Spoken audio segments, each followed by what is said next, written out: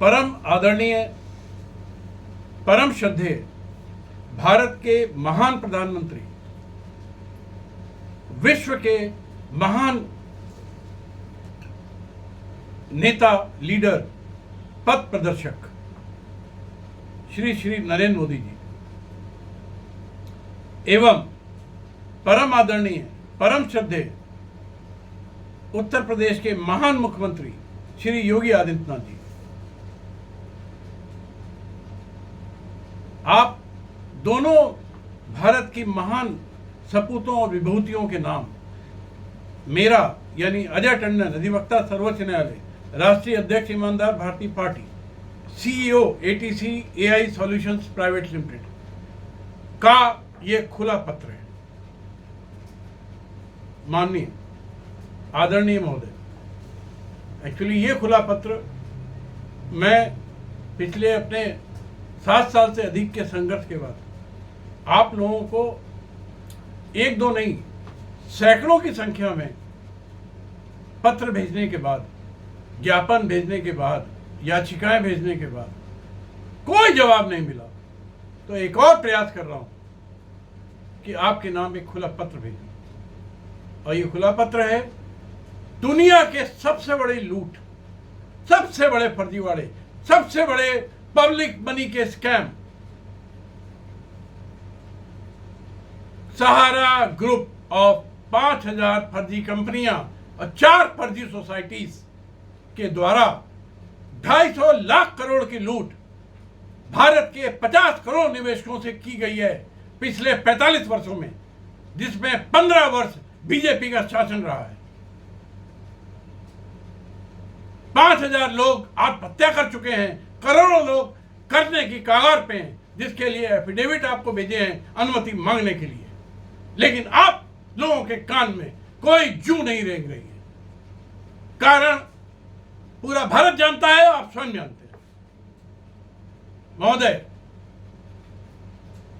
कुछ मामलों को छोड़कर मैं आप दोनों भारत माता के महान सपूतों को भारत सनातन धर्म का महान प्रहरी मानता हूं, और कुछ मुद्दों और मामलों को छोड़कर निम्न मामलों में आप दोनों महानुभावों को हृदय से साधुवाद, कृतज्ञता, नमन और आप दोनों के राष्ट्र प्रेम के लिए आजीवन ऋणी रहने का संकल्प प्रेषित करता हूं।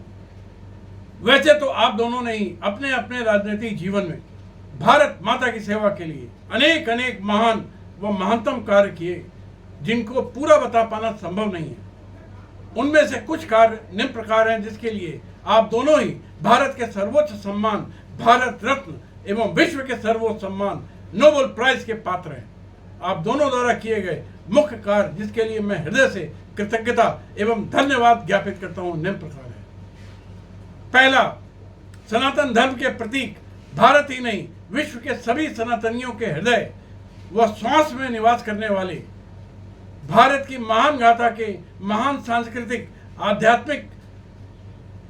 आध्यात्मिकता के संस्थापक, मेरे हृदय में निवास करने वाले प्रभु श्री राम, मेरे आराध्य श्री राम के जन्म स्थान अयोध्या में भव्य मंदिर का निर्माण एवं भगवान राम के धर्म और मर्यादा के प्रतीक को अयोध्या में पुनः जीवित करना, विश्व में प्रचार प्रसार करना बहुत बड़ा काम है।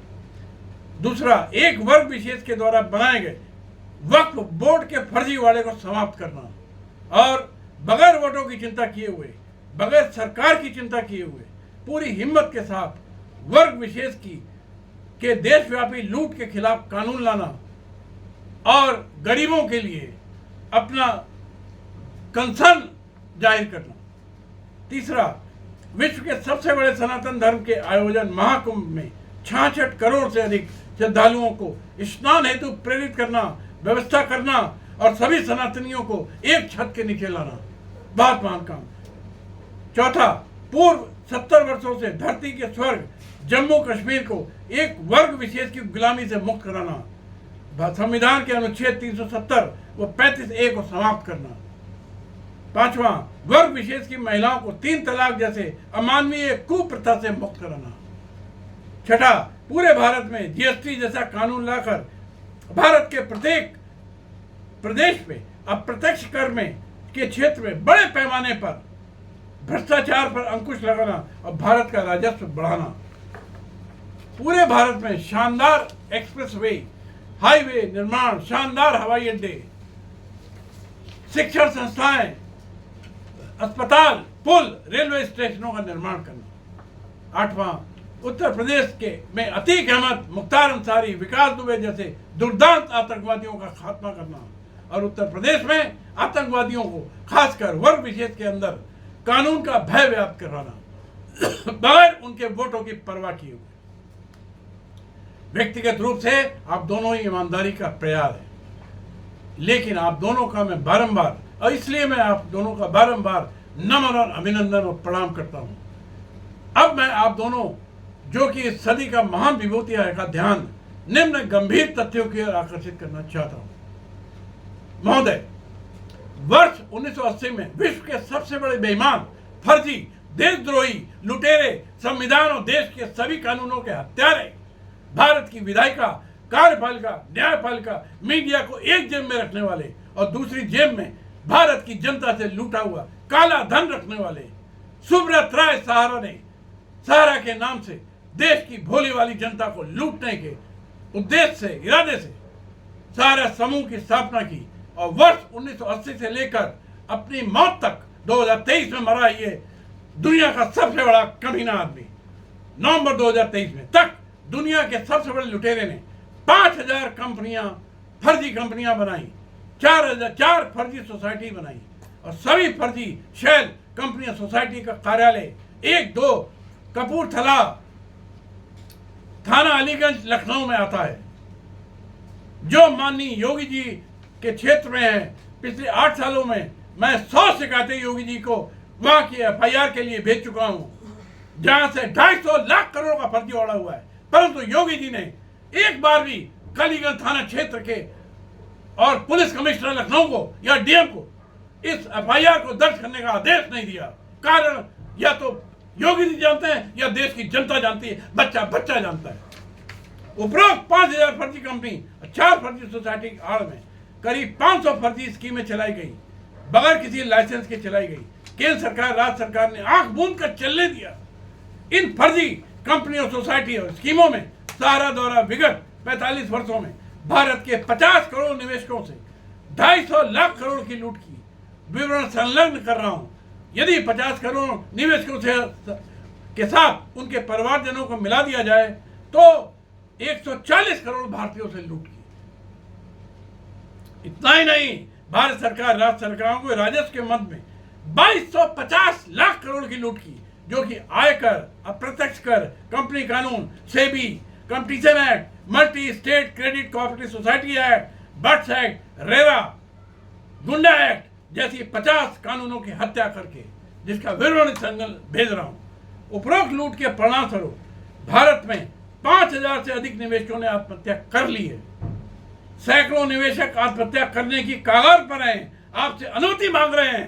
हिम्मत हो तो अनुमति दीजिए। आप दोनों लोग जो अपने आप को दुनिया का सबसे बड़ा नेता मानते हो, उपरोक्त विश्व के सबसे बड़े आर्थिक आतंकवादी सहारा समूह द्वारा पूर्व 45 वर्षों में 50 करोड़ भारतीयों से की गई 250 लाख करोड़ की लूट में भारत सरकार, उसके सभी मंत्री, भारत के सभी मुख्यमंत्री का, विशेषकर उत्तर प्रदेश के मुख्यमंत्री का प्रत्यक्ष और अप्रत्यक्ष सहयोग रहा है, आज भी है। ये बात निम्न घटनाओं से पूर्णतः स्पष्ट है श्रीमान जी। पहला, सहारा समूह द्वारा 5000 फर्जी कंपनियां, 4 फर्जी सोसाइटी, जिसका विवरण भेज रहा हूं कि आड़ में 500 फर्जी निवेश योजनाओं को चलाया गया बगैर भारत सरकार, राज्य सरकार की अनुमति के, बगैर कानून की अनुमति के, जो कि कानून अनिवार्य है। 45 वर्षों में 50 करोड़ से 250 लाख करोड़ लूटा गया। विवरण भेज रहा हूं, कृपया बताएं कि इस लूट का जिम्मेदार कौन। दूसरा, 15 वर्षों में माननीय सर्वोच्च न्यायालय, उच्च न्यायालय, SEBI, RBI, SAT, central registrar cooperative society द्वारा 25 से अधिक आदेश पारित किए गए और इन आदेशों की प्रतिलिपि कंपनी कार्य मंत्रालय, कृषि मंत्रालय, सहकारिता मंत्रालय, राज्यों के मुख्यमंत्री, प्रधानमंत्री, सभी आदेश सहारा समूह के विरुद्ध हैं। सहारा समूह के भ्रष्टाचार, छल कपट, फर्जीवाड़े को उजागर करने वाले थे। सरकारों को आदेशात्मक थे, लेकिन ना तो केंद्र सरकार ने ना ही राज्य सरकारों ने, विशेषकर उत्तर प्रदेश सरकार ने एक भी कार्रवाई नहीं की। सुप्रीम कोर्ट के आदेशों की अवमानना की, खुली अवमानना की, सारा के विरुद्ध नहीं की। सभी आदेशों की प्रतिलिपियां भेज रहा हूं। 12 साल पहले ललिता कुमारी बनाम उत्तर प्रदेश सरकार में एफआईआर दर्ज करने के लिए 40 पन्ने का आदेश हुआ था, खाली 154 का व्याख्या करने के लिए। भारत के 5 वरिष्ठ जजों की संवैधानिक पीठ ने किया था और कहा था कि संज्ञेय अपराध के मामले में पुलिस कोई जांच नहीं करेगी, सीधे एफआईआर लिखेगी, जिसको कि अभी सुप्रीम कोर्ट ने पुनः 2025 में एक अन्य मामले में कंफर्म किया। मैंने ललिता कुमारी के जजमेंट की कॉपी आपके उत्तर प्रदेश के हिंदुस्तान के सारे थानों में भेजी है। सारा ने हर थाने क्षेत्र में अपराध किए हैं, लेकिन एफआईआर नहीं लिखी गई। पूरे देश की पुलिस भ्रष्ट है, उत्तर प्रदेश की पुलिस भ्रष्ट है, एक एक थानेदार भ्रष्ट है, एक एक पुलिस कमिश्नर आपका भ्रष्ट है, एक एक डीएम भ्रष्ट है, एक एक मंडलायुक्त भ्रष्ट है, आपका मंत्री भ्रष्ट है। आपको इस्तीफा दे देना चाहिए सहारा के मामले को लेकर। सहारा की सभी 5000 कंपनी और कंपनीज एक्ट 1956 और 2013 के हर अनुच्छेद का उल्लंघन किया गया। सेबी एक्ट के हर अनुच्छेद का उल्लंघन किया गया। यह उल्लंघन पूरी तरह से एमसीए की वेबसाइट में सहारा की बैलेंस शीट से स्पष्ट है। सभी उल्लंघन रजिस्ट्रार ऑफ कंपनी कार्य मंत्रालय के ज्ञान में है, लेकिन कोई कार्रवाई नहीं की गई। इसका जिम्मेदार कौन? वर्ष 2019 में banning of unrelated deposit scheme लाया गया। इसे 78 से लागू किया गया, परंतु आज 6 वर्ष बीतने के बाद भी उपरोक्त अधिनियम के एक भी अनुच्छेद के अनुपालन, एक भी कार्रवाई केंद्र सरकार, राज्य सरकारें, विशेषकर उत्तर प्रदेश सरकार, राज्यों के उच्च न्यायालय द्वारा नहीं की गई। इसका जिम्मेदार कौन? सहारा द्वारा अपनी सभी 5000 कंपनी और 4 सोसाइटी में एक व्यक्तिगत रूप से आयकर अधिनियम के सभी प्रावधानों का उल्लंघन किया गया।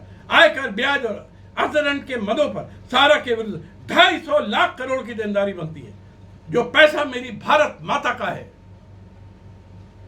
लेकिन केंद्र सरकार ने कोई कार्रवाई नहीं की। इसके लिए दोषी कौन? 2250 लाख करोड़ की लूट हुई है मेरी भारत माता की, भारत के राजस्व की, राज्यों के राजस्व की। इसके लिए दोषी कौन? जवाब दीजिए माननीय प्रधानमंत्री और माननीय मुख्यमंत्री। इस संबंध में मैं 1 लाख पन्नों की से अधिक की शिकायत मुख्यमंत्री जी को भेज चुका हूं, लेकिन कोई जवाब नहीं। इसका दोषी कौन? सहारा के पास पूरे भारत में और भारत के बाहर 5 लाख करोड़ से अधिक की जमीनें हैं, 5 लाख एकड़ से अधिक की जमीनें हैं। सारी जमीनें निवेशकों से लूटे गए धन से खरीदी गई हैं। सभी जमीनें अभी तक जब्त क्यों नहीं की गई हैं? इसका दोषी कौन? जवाब दीजिए। सहारा के पास सिर्फ लखनऊ में 300 एकड़ से अधिक जमीन है, उस पर अवैध तरीके से निर्माण कार्य हुआ है। जमीन पर आज तक बुलडोजर क्यों नहीं चला? इसका दोषी कौन? जवाब दीजिए उत्तर प्रदेश के मुख्यमंत्री महोदय। सहारा की सभी 4 फर्जी society, multi state credit cooperative society की प्रत्येक अनुच्छेद का गंभीर उल्लंघन किया गया। उल्लंघन करके सोसाइटी के 15 करोड़ सदस्यों से 15 लाख करोड़ की लूट की गई, फर्जी स्कीमें चलाकर।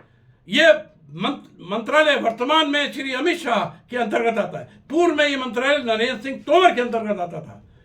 इस लूट का जिम्मेदार कौन? जवाब दीजिए।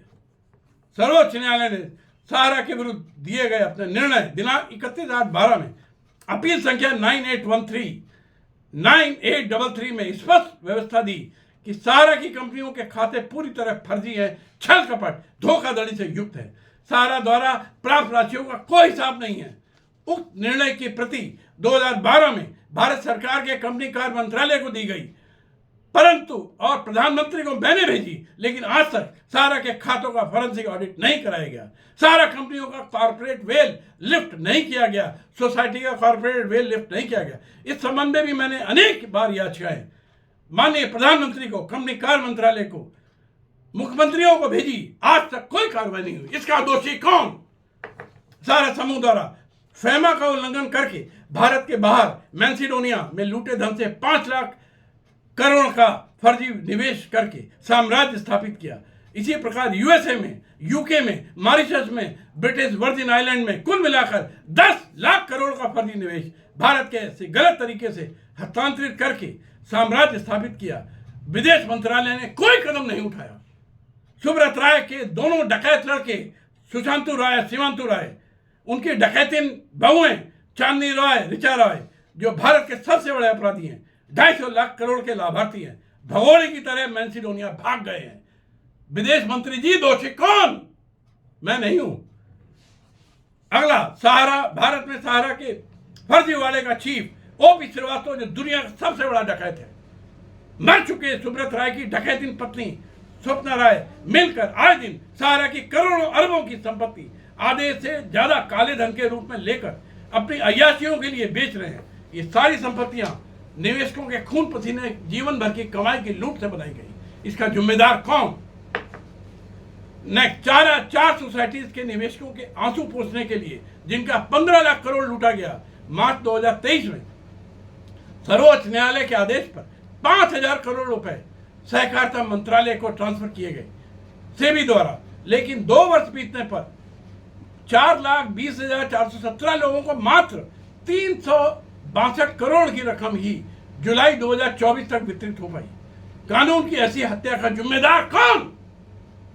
दिनांक 31/1/24 तक 1,21,00,000 एप्लीकेंट थे, जिसमें से 2,77,000 निवेशकों को मात्र 258 करोड़ भुगतान किए गए, जबकि क्लेम राशि 82,695 करोड़ है। इसका दोषी कौन?